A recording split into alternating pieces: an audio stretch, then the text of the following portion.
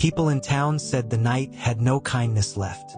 They said the lamps around the square were old, and the paths were for those who already knew the way. But one small shop with a crooked sign and a stubborn light had a different plan. Her name was Maya. She made lanterns. Not the ordinary kind. Her lanterns seemed to remember something.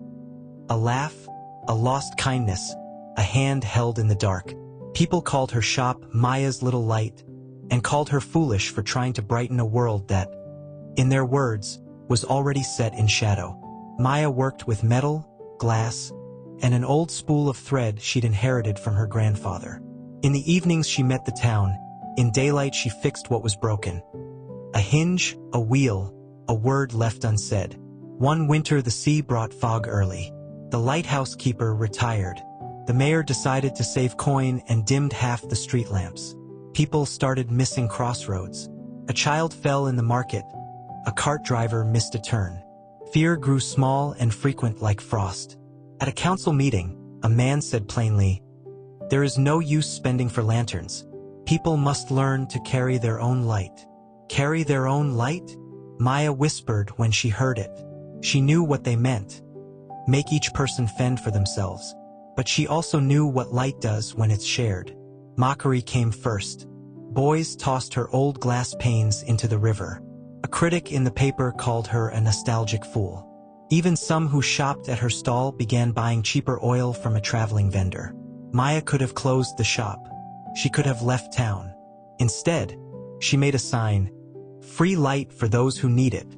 No one came that week, until an old woman with tired shoes slipped in and asked for a lantern for her grandson who worked nights. Maya gave her the lantern and, with a shy smile, said, "Keep it. Pass it on when you can." The town's doubt was heavy. Maya's savings dwindled. The landlord hinted. Her apprentice left for the city. At night, when she polished a pane and the glass remained unbought, she asked herself the question we all ask at our lowest hour. Is this enough? Then a boy came to her door. He clutched a torn sketchbook.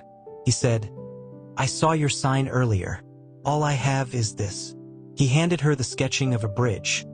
A bridge he wanted to fix at the market so carts wouldn't slip on rainy days. He looked at her and asked, "Will you help me make a lamp for the bridge?" Maya could have said no. Her supplies were nearly gone. But she remembered her grandfather's hands and his small promise. "Light the path you wish someone had lit for you." She said yes. They worked through rain. They soldered and sealed and wrapped the lantern in rope for sturdiness. On the night they placed it on the bridge, the lantern's glow was small at first, a halo in the mist. But that one glow kept a cart from slipping and an old woman from falling. Word spread as it always does in small towns. Slowly, then suddenly, people started noticing. A lantern out by the school, a little light tucked by the market stall. They didn't come from the mayor or the merchant. They came from Maya's shop or from the hands of someone she'd helped. Courage, in quiet practice, began to spread like light spidering across dark water. Then the storm came, not a small one. A wind with teeth, rain like weeping sacks, black as folded cloth. The sea rose as if remembering every regret. People shuttered windows. The mayor ordered rationing. The old wooden bridge they'd lit groaned and then broke under pressure. The town was cut in two. Communication faltered. Some blamed Maya for the resources spent on lanterns she didn't sell. Others said she had wasted time on sentimental objects. Maya stood on her shop's threshold, looking at a river swollen with complaint. She felt the bite of every accusation. She felt every doubt she'd ever had. But then a small voice called from across the flood. The apprentice who'd left, now back, soaked to the bone, holding the boy who owned the sketchbook.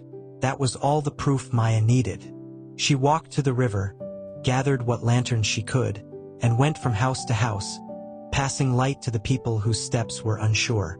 No one told her to. No one asked. She simply did what a single steady heart can do when it refuses to bend to fear. In the days after the storm, the town looked different. Not because the river had changed, rivers behave as rivers do, but because the people looked up. Their faces were softened by having been helped, and they had seen how one light had kept many alive. The landlord forgave part of Maya's rent. The mayor, embarrassed by his earlier words, organized a working party to rebuild the bridge, and the critic from the paper came with a fresh column praising a certain stubborn light. But the most important thing was a quiet, personal thing. The boy with the sketchbook found a job helping repair the market. He learned to weld. The apprentice stayed. The old woman's grandson no longer worked nights. He found day work, and sometimes he carried a lantern and a smile. Maya realized something simple. Courage is not applause. Courage is the steady decision to continue when evidence says stop. Self-belief is not vanity. It is the small, patient trust that what you do matters, even if only one person notices. Hope is what happens next when many small actions meet. Years later, the town would tell a story. They would tell how the coldest winter was softened by a lampsmith who refused to believe the world deserved only darkness. Children would play by the rebuilt bridge, their shadows long and friendly because someone lit a path for them. Maya grew older. She taught others how to make lanterns. She never took credit for the change. She simply watched lights multiply across doorsteps and felt quiet joy. She often thought of that first sign she made. Free light for those who need it. Not a marketing phrase, but a promise. Because one heart that says yes, even in the face of 1,000 no's, can ignite courage in others, can teach a city to believe again, can plant hope like seeds beside a riverbank. If you remember one thing from this story, let it be this: courage is not the absence of fear. Self-belief is not proof of perfection. Hope is not a passive waiting. It is the work you do today to make tomorrow kinder.